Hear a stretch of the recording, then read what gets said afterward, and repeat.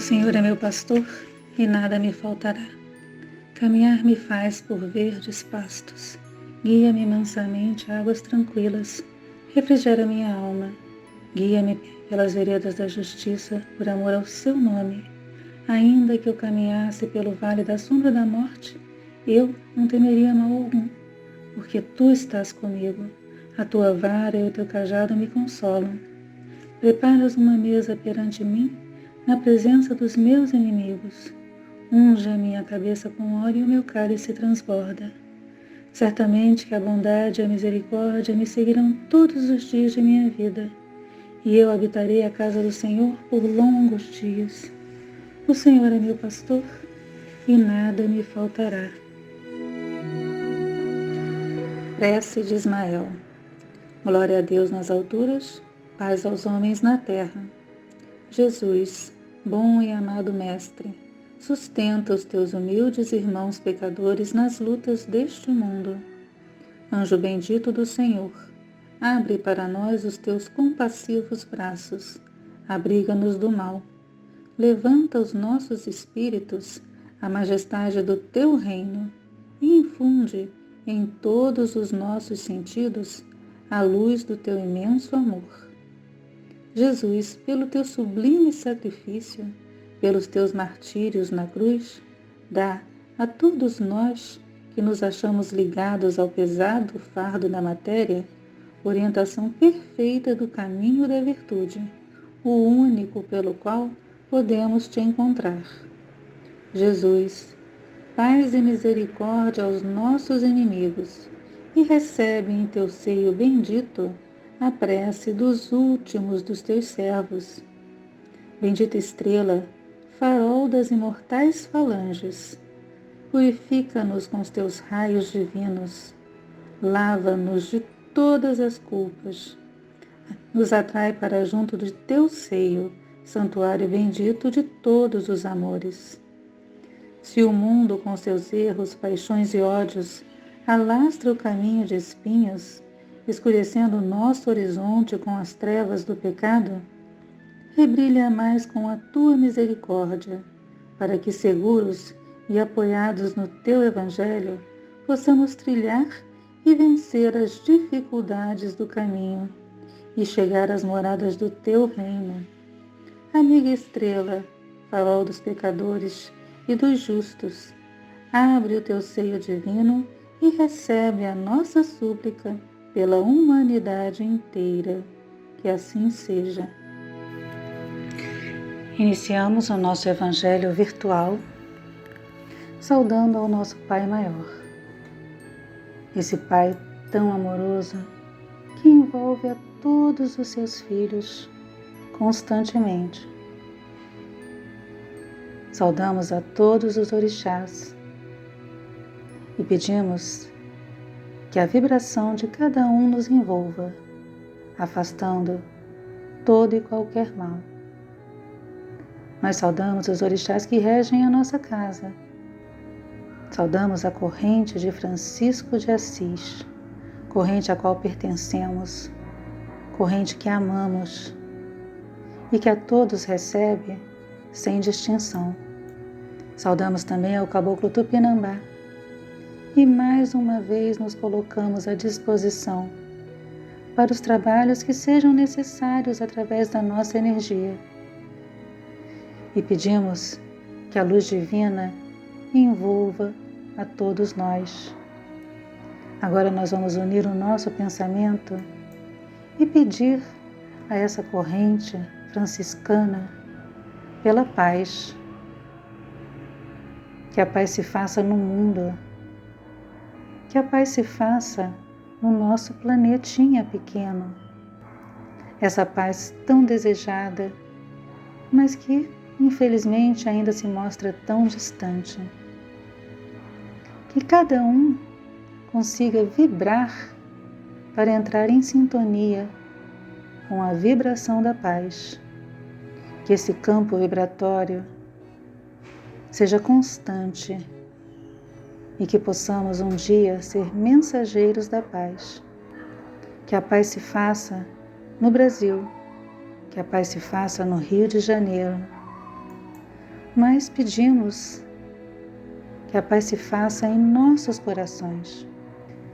Aproveitamos para pedir por todos que sofrem, por todos que estão desamparados, por todos que se encontram sem lar, sem rumo, sem esperança, por todos que estão nos hospitais, nos asilos, nos presídios, nas clínicas psiquiátricas, por todos que sofrem algum tipo de violência. Pedimos também pelos obsessores e pelos suicidas, que a misericórdia divina os envolva e os ampare. Pedimos também por todas as crianças do mundo e também pelas crianças da creche Santa Clara. Pedimos por todos que ajudam a nossa casa de Francisco de Assis, a realizar o seu trabalho espiritual e também o seu trabalho social. Por fim, pedimos por todos os espíritos, encarnados ou desencarnados, que estão em nossa mente, para que todos possam receber o amparo necessário da espiritualidade. E agradecemos, mais uma vez, a oportunidade de servir. Pedimos proteção e amparo. Graças a Deus. A sabedoria do Evangelho de Torres Pastorino, o Sermão do Monte, Lucas, capítulo 6, versículo de 20 a 26. As bem-aventuranças. E tendo erguido os olhos para os seus discípulos, disse: Felizes os pobres, porque deles é o reino de Deus. Felizes os que agora tendes fome, porque sereis fartos. Felizes os que agora chorais, porque rireis. Felizes sois quando os homens vos odiarem, e quando vos excomungarem, vos ultrajarem e rejeitarem vosso nome como indigno, por causa do Filho do Homem. Alegrai-vos e exultai neste dia, pois grande é o vosso prêmio no céu, porque assim seus pais fizeram aos profetas. Mas ai de vós, que sois ricos, porque já recebestes vossa consolação. Ai de vós, os que agora estáis fartos, porque tereis fome. Ai de vós, os que agora rides, porque haveis de lamentar-vos e chorar.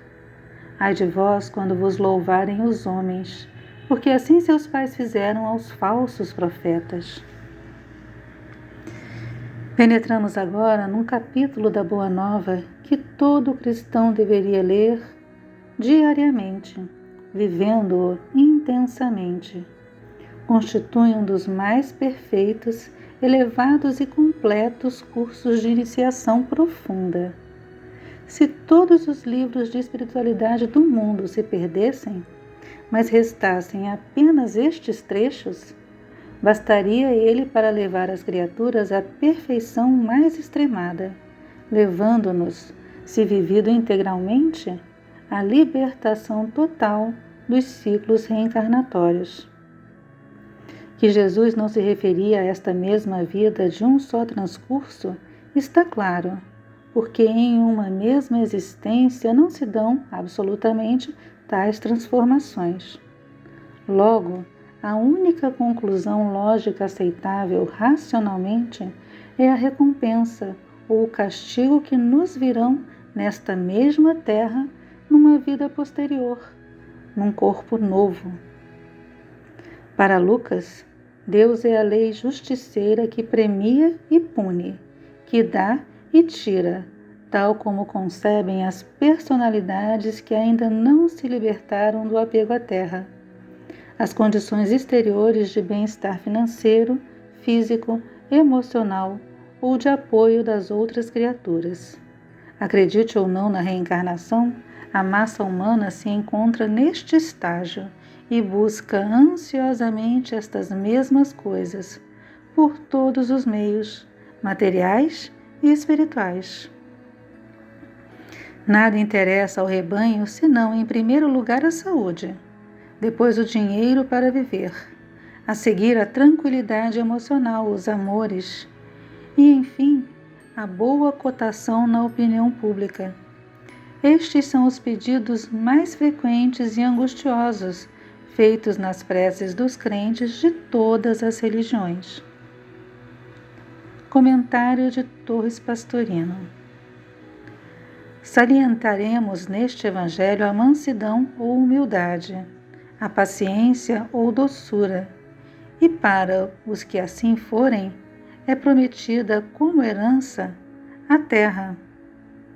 Explicamos, além do corpo, além das sensações, o aspirante sente, à proporção que evolui, o atraso que lhe causam as emoções, manifestação puramente animal da alma.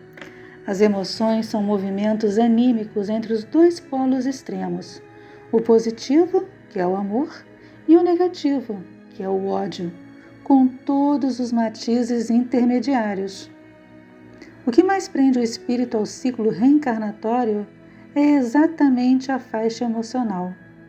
O devoto que sente emoção e chora ao orar, aquele que se emociona ao ver a dor alheia, sentindo-a em si, o amoroso que vibra emocionalmente diante das pessoas amadas, o orador que derrama lágrimas emotivas ao narrar os sofrimentos de Jesus e que comove o auditório, arrastando-o à reforma mental.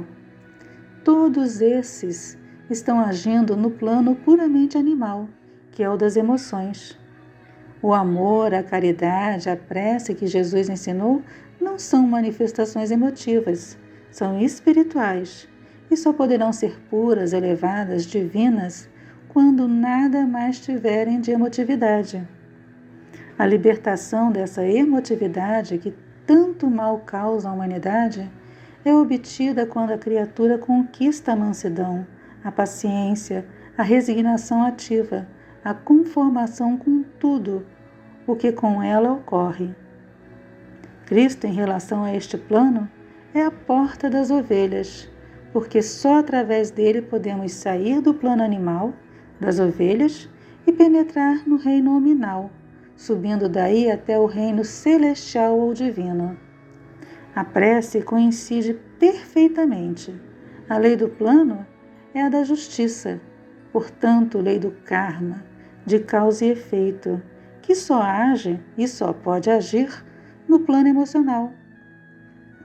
E por isso a prece que Jesus ensinou é esta: desliga-nos de nossos débitos kármicos, assim como nós nos desligamos daqueles que nos devem. A tradução comum seria perdoar, que ainda supõe a emoção. O perdão dá a entender que a pessoa se sentiu ofendida e depois, reagindo, vencendo-se a si mesma superiormente, concede com generosidade o perdão. Tudo no campo emotivo. Nada disso ensinou Jesus, mas era natural que a humanidade, que tantos séculos viveu e ainda vive às expensas das emoções, só pudesse entender neste plano. Vendo melhor hoje, compreendemos que não é isso. Trata-se do desligamento. Nem a criatura se sente ofendida, porque nada atinge o nosso eu real. Nem precisa perdoar, porque não se julga magoada. Simplesmente se desliga, como se as ocorrências se tivessem passado com pessoas totalmente estranhas. O perdão ainda supõe da parte de quem o dá o sentimento emocional da vaidade. Ora, de fato, qualquer coisa que atinja o nosso eu pequeno só fere exatamente uma criatura estranha, passageira e ilusória, porque se importar com isso, o eu real, inatingível. O que tem que fazer é desligar-se totalmente para subir de plano e não ficar preso a emoções várias, que só trazem perturbação. Aqueles que, vencidas as emoções, todas, boas e más, conseguirem a mansidão mais absoluta, a inalterabilidade, estes herdarão a terra após sua reencarnação.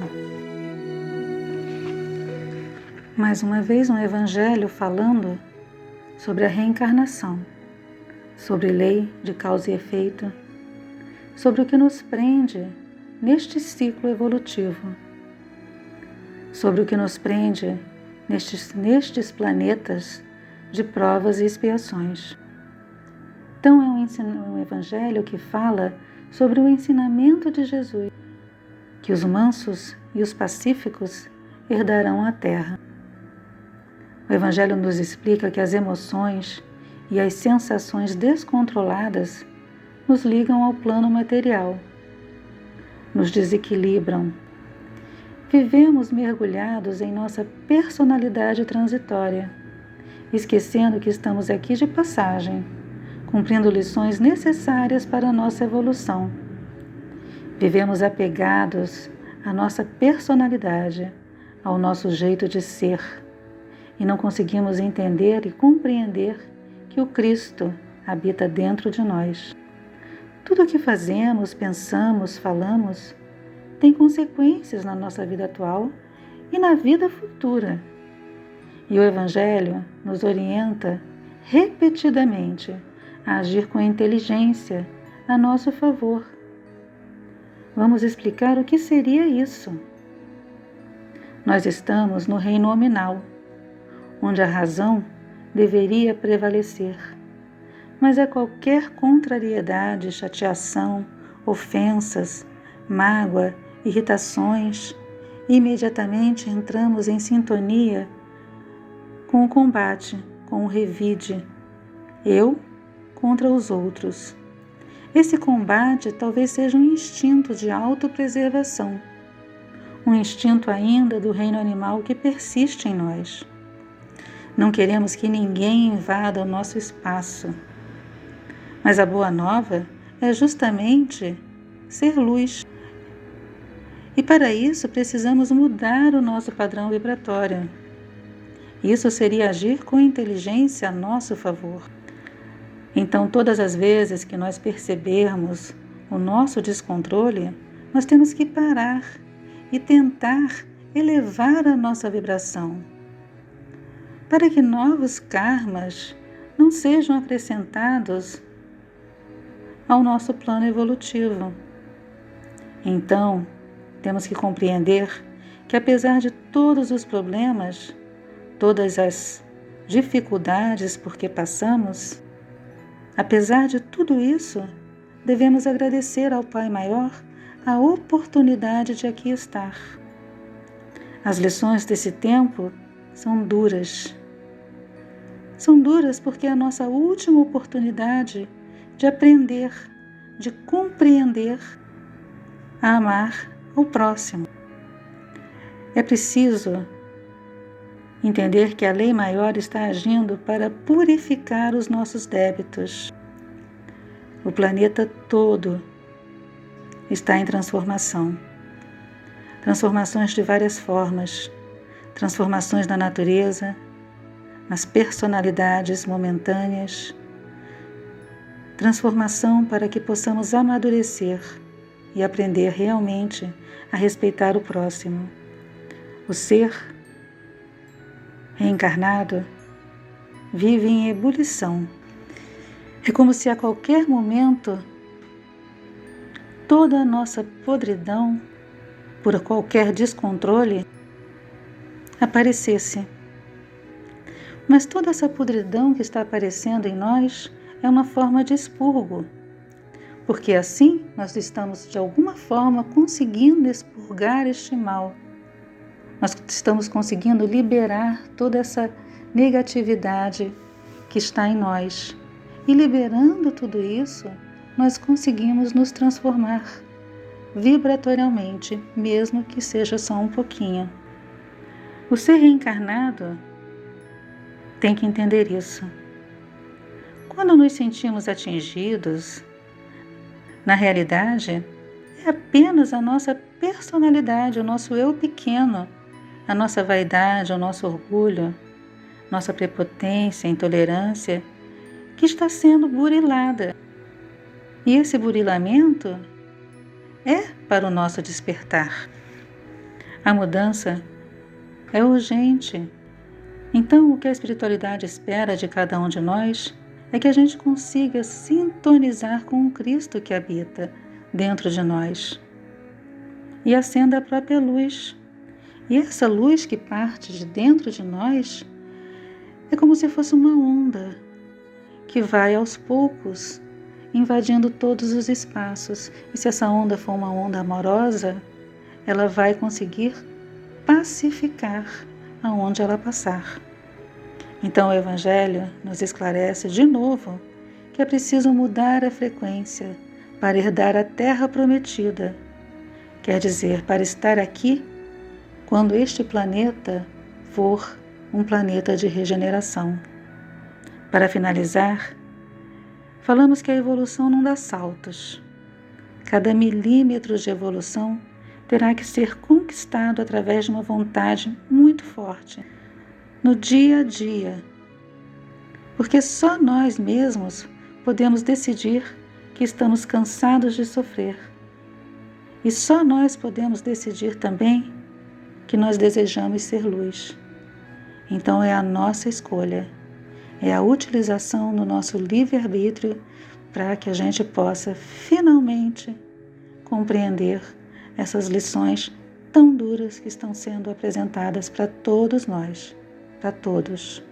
Então, nós pedimos à espiritualidade maior, aos nossos guias, aos nossos protetores, pedimos à corrente de Francisco de Assis, pedimos ao Caboclo Tupinambá, que nos dê entendimento, que nos dê compreensão, que nos auxilie nessa transformação. E agradecemos sempre, porque sabemos que somos constantemente amparados. Graças a Deus. Oração de São Francisco. Senhor, faz de nós um instrumento da sua paz. Onde houver ódios, faz com que eu leve o amor. Onde houver ofensas, que eu leve o perdão. Onde houver discórdias, que eu leve a união. Onde houver dúvidas, que eu leve a fé. Onde houver erros, que eu leve a verdade. Onde houver desespero, que eu leve a esperança. Onde houver tristezas, que eu leve a alegria. Onde houver trevas, que eu leve a luz. Ó Mestre, faz com que eu procure mais consolar que ser consolado, compreender que ser compreendido, amar que ser amado, pois é dando que se recebe, é perdoando que se é perdoado, e é morrendo que se nasce para a vida eterna, graças a Deus.